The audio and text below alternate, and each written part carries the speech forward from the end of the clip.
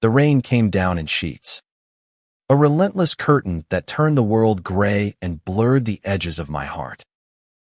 I stood on the porch of our little rental house in Willow Creek, Pennsylvania, clutching the handle of my umbrella so tightly my knuckles ached. Inside the cat carrier at my feet, Momo meowed softly, sensing the storm in me as much as the one outside. I wasn't supposed to leave like this. Not with a single suitcase, a cat, and a heart so shattered it felt like it might dissolve in the rain. But there I was, staring at the front door, waiting for Caleb to come home, to say anything that might stop me from walking away from the only love I'd ever known. We'd met 2 years ago at a community theater rehearsal in Pittsburgh. I was a shy stagehand, hiding behind props and scripts, while Caleb was the star, his voice a velvet melody that could make the audience weep. He was all confidence and charm, with dark hair that fell into his eyes and a smile that felt like sunlight after a long winter. I was just Elliot, the awkward guy with auburn curls and a habit of tripping over his own words. But when Caleb looked at me, I felt seen, not just noticed, but understood. Our first kiss was backstage, hidden in the shadows of a half-built set, and it felt like the world had shifted on its axis. Now, that same world was crumbling. Caleb's dreams had grown bigger than our small-town life. He'd landed a role in a Broadway production, a chance to shine under lights I could never follow. I was happy for him, God. But the distance between us had grown long before he got the call. He'd been pulling away, his laughter quieter, his touches fleeting. I told myself it was stress, that he was just chasing his dreams. But deep down, I knew he was falling out of love with me. The rain pounded harder, and Momo let out a plaintive cry. I crouched down, peering into the carrier. "It's okay, buddy," I whispered, though my voice cracked. "We'll be okay." But I wasn't sure I believed it. I glanced at my watch. Caleb was late. He'd promised to be home by 6. To talk. To figure out what we were now that his life was pulling him to New York. But the minutes ticked by, and the porch light flickered, casting shadows that danced like ghosts. I'd written him a letter, tucked it under his pillow, a coward's way out. Maybe, but I couldn't bear to say goodbye to his face. The words were raw, spilling out everything I'd held back, how much I loved him, how much it hurt to feel him slipping away, how I couldn't ask him to stay when his heart was already gone. Headlights cut through the rain, and my breath caught. Caleb's old pickup truck pulled into the driveway, the engine rumbling before it went silent. He stepped out, his denim jacket soaked, his hair plastered to his forehead. Even now, he was beautiful, like a storm you couldn't look away from. "Elliot," he said, his voice low, almost lost in the rain. "You're leaving?" I nodded, my throat tight. "I can't stay, Caleb. Not like this." He took a step closer, and for a moment, I thought he'd reach for me, pull me into his arms like he used to. But he stopped, his hands shoved into his pockets. "I didn't mean for it to end like this," he said. I thought we could make it work." "Make it work?" I laughed, bitter and broken. "You've been gone for months, Caleb. Not physically, maybe, but in every way that matters." His eyes darkened, and he looked away, the rain dripping from his lashes. "I'm sorry," he whispered. "I never wanted to hurt you." But he had, and I had to go. I picked up Momo's carrier and my suitcase, the umbrella tilting as I stepped off the porch. The rain soaked my shoes, my jeans, my heart. I wanted him to stop me, to fight for us. But he just stood there, watching as I walked into the storm.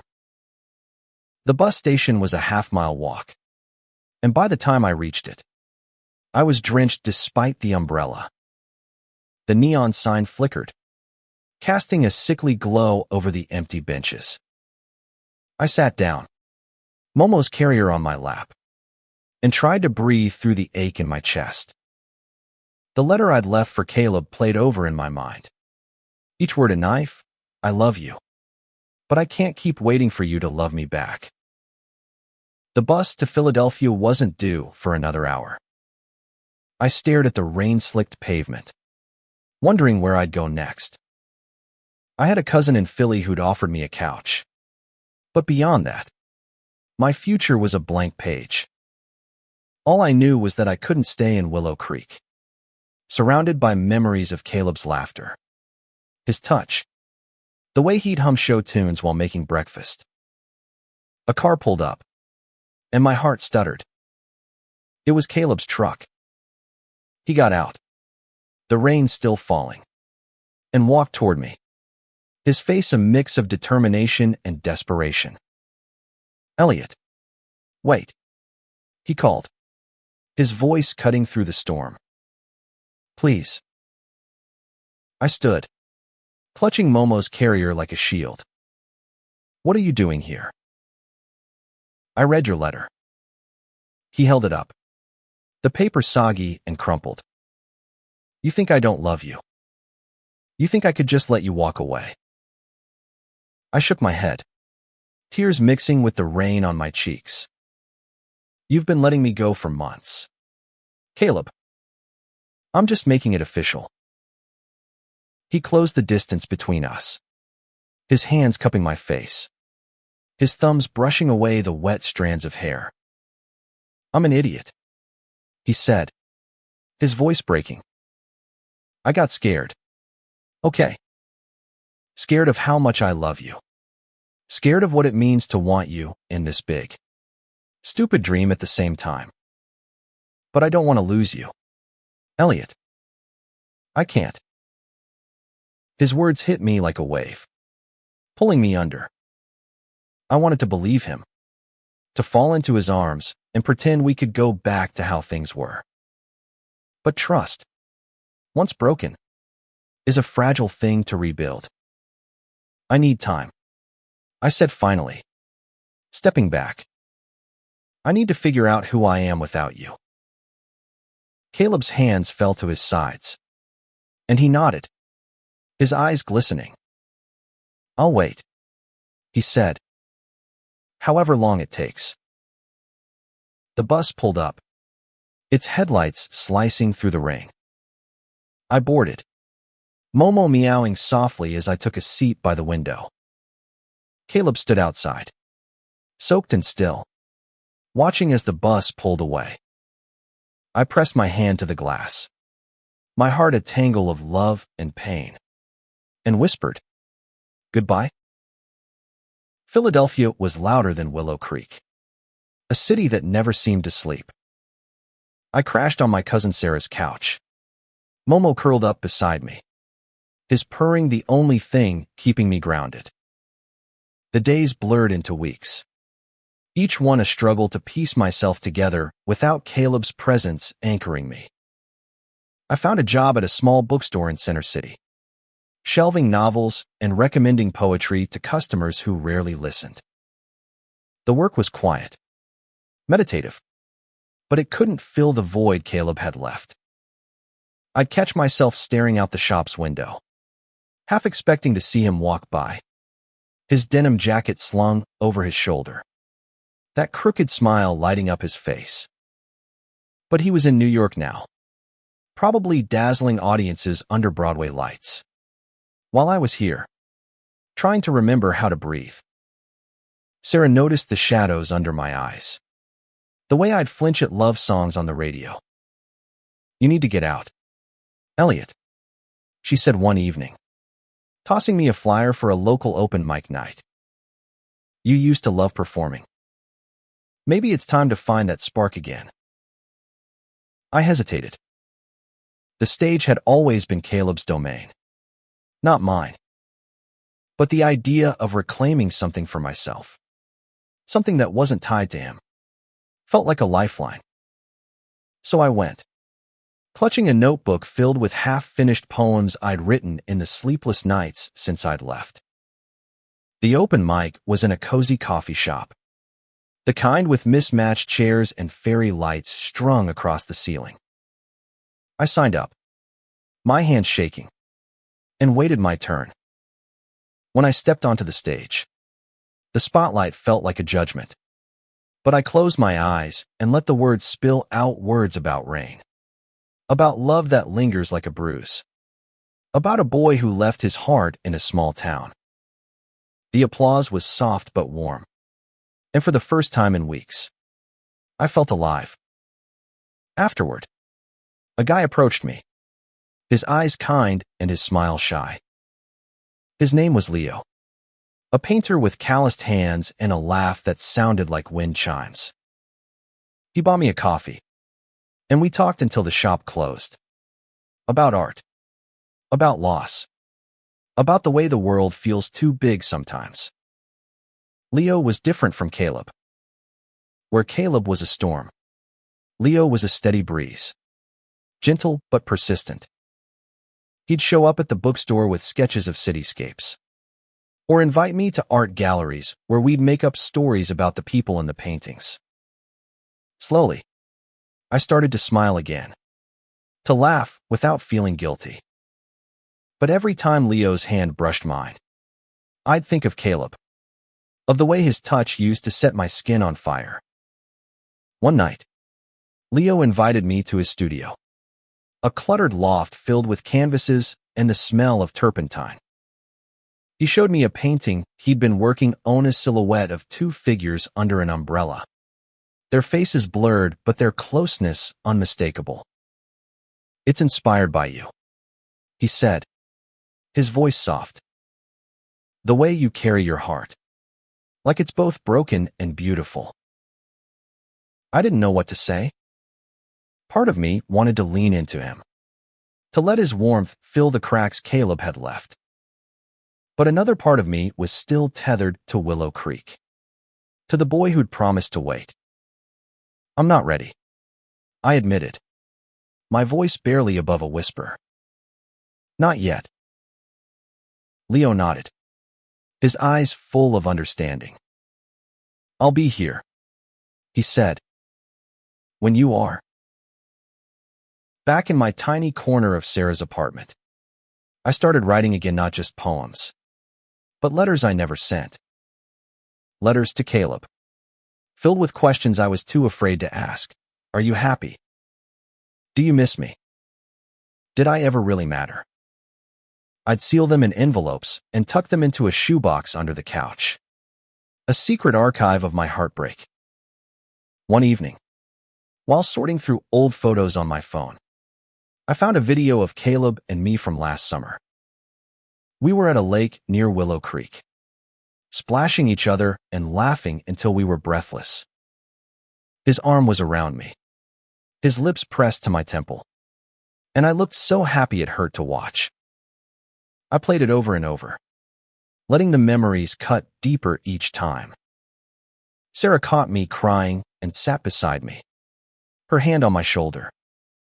"You're allowed to miss him," she said, "but you're also allowed to move on." I wanted to. God, I did. But moving on felt like betraying the love we'd built, like admitting it was never real. So I kept working, kept writing, kept trying to find myself in the spaces Caleb used to fill. Then, one rainy afternoon, a package arrived at the bookstore. Inside was a playbill from Caleb's Broadway show, signed by the cast, with a note tucked inside. "Elliot, I think about you every day. Come see the show. Please. Caleb." My heart raced as I held the note, the familiar slant of his handwriting pulling me back to Willow Creek. I didn't know if I was ready to see him, to face the boy who'd broken my heart and still held it in his hands. But the thought of him reaching out, of him still thinking of me, was enough to make me book a bus ticket to New York. New York was a whirlwind of noise and light, so different from the quiet streets of Willow Creek or the steady hum of Philadelphia. I arrived at the theater early, my stomach in knots, the playbill clutched in my hand like a talisman. The marquee glowed with Caleb's name, and pride mixed with pain as I realized how far he'd come. The show was breathtaking. Caleb commanded the stage, his voice richer and more powerful than I'd ever heard it. Every note, every gesture, was a reminder of why I'd fallen for him. But as I watched, I saw something else: vulnerability. A flicker of sadness in his eyes that the audience might not notice, but I knew too well. It was the same look he'd had that night in the rain, when I'd walked away. After the curtain call, I lingered in the lobby, unsure if I should find him or slip away unnoticed. But then he was there, pushing through the crowd, his eyes locking onto mine. He looked different, older, maybe, or just tired but still so achingly familiar. "Elliot," he said, his voice soft but urgent. "You came." I nodded, my throat tight. "You asked me to." He led me to a quiet corner of the theater, away from the buzz of the crowd. "I've been a mess without you," he admitted, running a hand through his hair. I thought this, he gestured at the theater. "The lights was what I wanted. But it's empty without you." I wanted to believe him, but the hurt was still raw. "You let me go? Caleb. You let me walk away." "I know," he said, his voice breaking. "And I've regretted it every day since. I was scared, Elliot. Scared of failing, of not being enough for you. But I'm not scared anymore. I want you. I want us." Tears stung my eyes as I looked at him, at the boy who'd been my everything and the man who was asking for a second chance. But I thought of Leo, of the quiet strength he'd offered, of the life I'd started to build without Caleb. I thought of myself, of the person I was becoming, and I realized I didn't need to choose between them. I needed to choose me. "I love you," I said, my voice steady despite the tears. "I probably always will. But I need to love myself first. I need to know I'm enough on my own." Caleb's face crumpled, but he nodded, his hand reaching for mine. "Can I still hope?" he asked. "For someday?" I squeezed his hand, a small, fragile bridge between us. "Someday," I said. "Maybe." Back in Philadelphia, I threw myself into my writing, my poems growing bolder, more honest. I performed at open mics, my voice finding strength in the words I'd once kept hidden. Leo was there, cheering me on, his presence a quiet comfort. We didn't rush into anything, but there was a spark between us, a possibility I wasn't afraid to explore. One evening, as I walked home through the rain, Momo tucked safely in his carrier, I realized I wasn't running from my past anymore. Caleb had been my first love, the kind that shapes you, breaks you, and teaches you how to rebuild. But I was more than my heartbreak. I was the words I wrote, the laughter I shared with Leo, the life I was carving out for myself. The rain fell softly now. Not a storm, but a gentle reminder of the night I'd left. I opened my umbrella, smiling as Momo meowed contentedly. I didn't have all the answers, but I had Hopan for now. That was enough.